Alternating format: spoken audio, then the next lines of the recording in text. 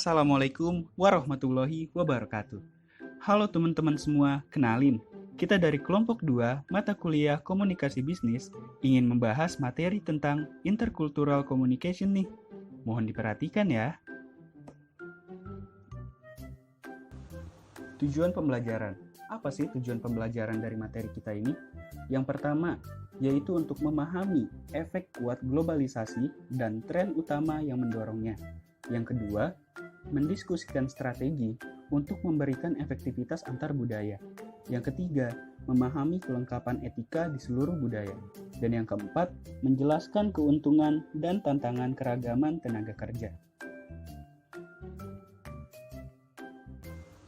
Intercultural communication is the art of understanding and being understood by the audience of another culture. Siataram, 1970. Selanjutnya itu ada urgensi komunikasi antar budaya. Walmart terpaksa menarik diri dari pasar Eropa pertamanya di Jerman dengan kerugian sebesar 1 miliar. Para eksekutif puncak tidak berbicara bahasa Jerman. Penyambut dengan kelicikan West-Westem hilang pada karyawan dan pembeli Jerman. Walmart tidak bernasib lebih baik di Asia.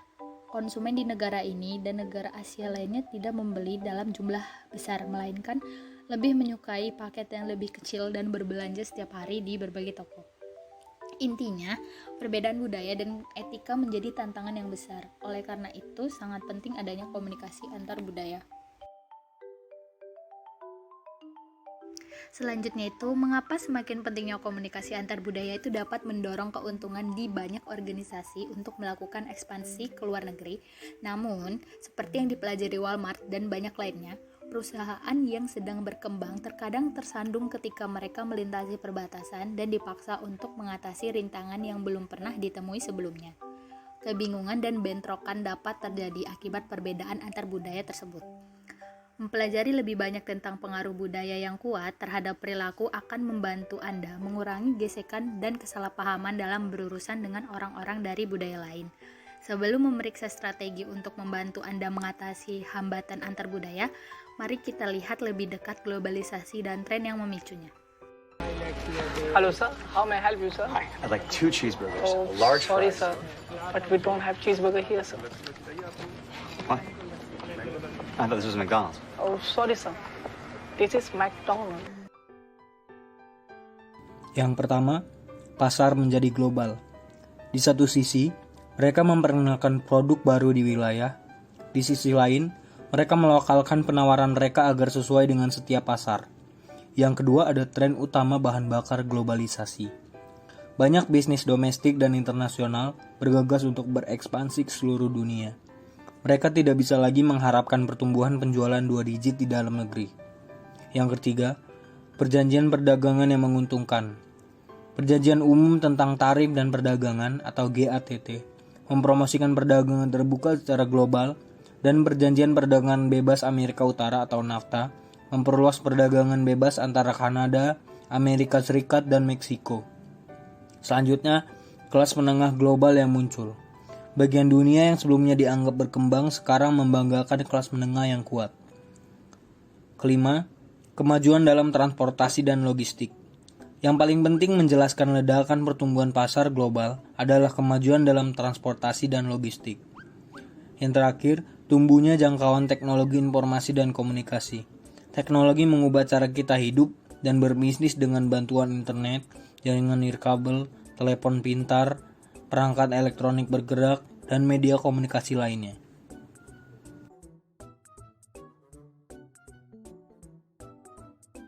Satu, budaya dan komunikasi. Setiap wilayah dalam suatu negara memiliki warisan bersama yang unik, pengalaman bersama atau pembelajaran bersama. Latar belakang bersama ini menciptakan budayanya. Okay, what else? Yes, man meat. I do not understand item H403. H403. A lot of Americans wear these to sporting events. But why, sir? It's hard to explain. We just do. Yes. I don't understand the purpose of A221. A221. That's a burger brand. Americans eat a lot of beef, and some people like to burn their initials into their food with a red-hot iron before they eat it. Why? It's like a cattle brand. You know, the thing you use to burn a symbol into a cow with? No, in America, that's how you keep track of your cow, is branding. With a red hot iron? Yeah. But wouldn't the cow run away? Oh, no, we only do it to baby cows. When they're small enough to hold them down. Yes, Asha? A suggestion, Mr. Todd. Go ahead. You need to learn about India.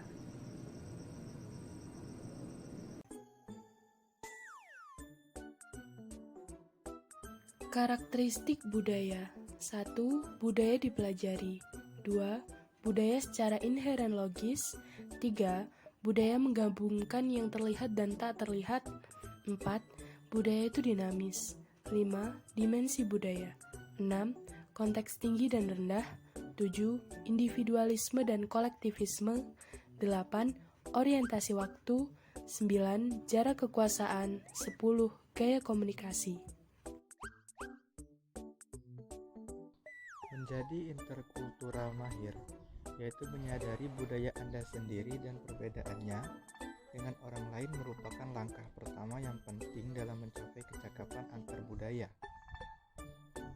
Strategi untuk meningkatkan efektivitas yaitu membangun kesadaran diri budaya, membasmi etnosentrisme, memahami generalisasi dan stereotip, dan menjadi berpikiran terbuka. Komunikasi antar budaya nonverbal yang berhasil. Keterampilan verbal dalam budaya lain umumnya dapat dikuasai dengan belajar cukup keras. Tetapi, keterampilan nonverbal jauh lebih sulit untuk dipelajari. Perilaku nonverbal mencakup area yang dijelaskan dalam bab 2, seperti kontak mata, ekspresi wajah, postur, gerak tubuh dan penggunaan waktu, ruang, dan wilayah. Untungnya, Anda dapat mempelajari teknik untuk meningkatkan kompetensi antar budaya Anda. Poin pertama ada bagaimana isyarat nonverbal mempengaruhi komunikasi. Pesan yang dikirim oleh bahasa tubuh dan cara kita mengatur waktu dan ruang selalu terbuka untuk interpretasi. Menguraikan komunikasi nonverbal sulit untuk memiliki kesamaan budaya, dan bahkan lebih merepotkan ketika budaya itu berbeda. Poin kedua ada teknik pencapaian kompetensi antar budaya. Misalnya, menggunakan istilah objektif untuk menggambarkan pakaian sederhana wanita muslim lebih efektif daripada menggambarkannya sebagai tidak feminim atau dimotivasi oleh perlakuan yang menindas dan tidak setara terhadap wanita. Poin ketiga ada bagaimana teknologi dan media sosial mempengaruhi komunikasi antar budaya. Banyak yang telah dibuat dari hiperkonektivitas yang belum pernah terjadi sebelumnya yang difasilitasi oleh media sosial dan teknologi komunikasi saat ini. Tentu saja, penggunaan dapat berinteraksi secara instan, melintasi zona waktu dan jarak yang sangat jauh. Jejaring sosial menjembatani kesenjangan budaya. Mayoritas pakar media sosial setuju bahwa Twitter secara khusus menawarkan kesempatan yang kaya untuk keterlibatan antar budaya. Mereka menghargai keragaman pengguna Twitter dan desain terbuka dari platform microblogging untuk mengundang eksplorasi antar budaya. Jejaring sosial menghapus perbedaan budaya atau memperdalamnya. Meskipun pengaruh globalisasi menyamakan kedudukan, perbedaan regional dan budaya tetap ada. Seperti yang diketahui oleh mereka yang merancang media untuk pasar di negara lain, pengguna Asia mungkin lebih menyukai warna pastel yang diredam dan grafis bergaya anime yang menurut orang Amerika Utara tidak biasa. Sebaliknya, karyawan Korea dan Jepang mungkin menolak untuk dipaksa memposting foto diri mereka di halaman internet perusahaan. Meningkatkan percakapan di lingkungan antar budaya. Transaksi bisnis global semakin banyak dilakukan dalam bahasa Inggris.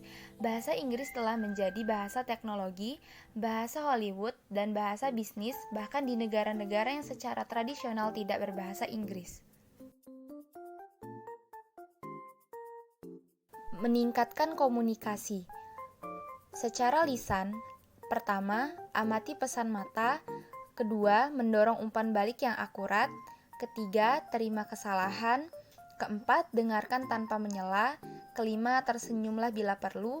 Keenam, tindak lanjuti secara tertulis. Secara tertulis, pertama, gunakan kalimat pendek dan paragraf pendek. Kedua, amati judul dan peringkat. Ketiga, hindari ekspresi yang tidak jelas. Keempat, berusaha keras untuk kejelasan. Kelima, gunakan tata bahasa yang benar. Budaya dan praktik bisnis yang etis. Yang pertama ada melakukan bisnis di luar negeri.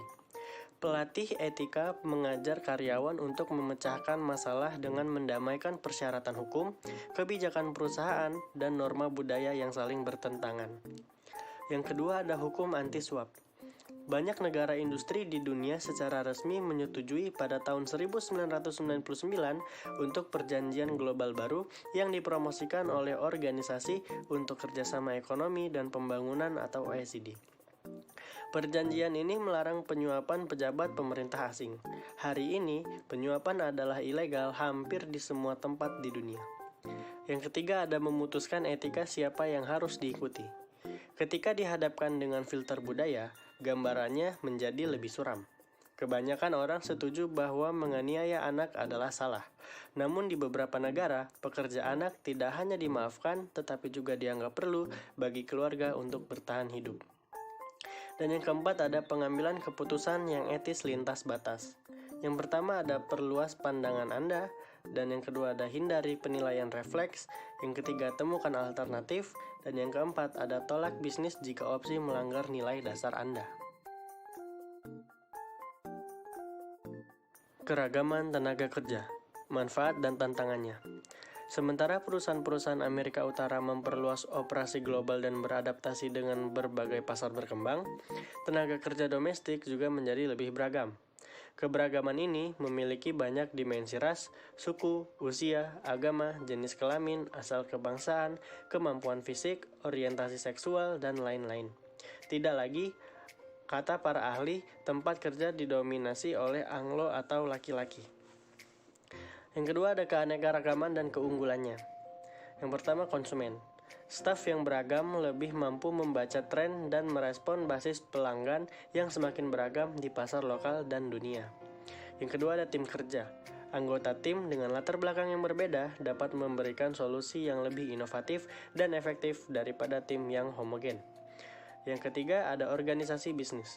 Perusahaan yang menyisihkan waktu dan sumber daya untuk mengolah dan memanfaatkan keragaman menderita lebih sedikit tuntutan hukum diskriminasi, lebih sedikit bentrokan serikat pekerja, dan lebih sedikit tindakan peraturan pemerintah.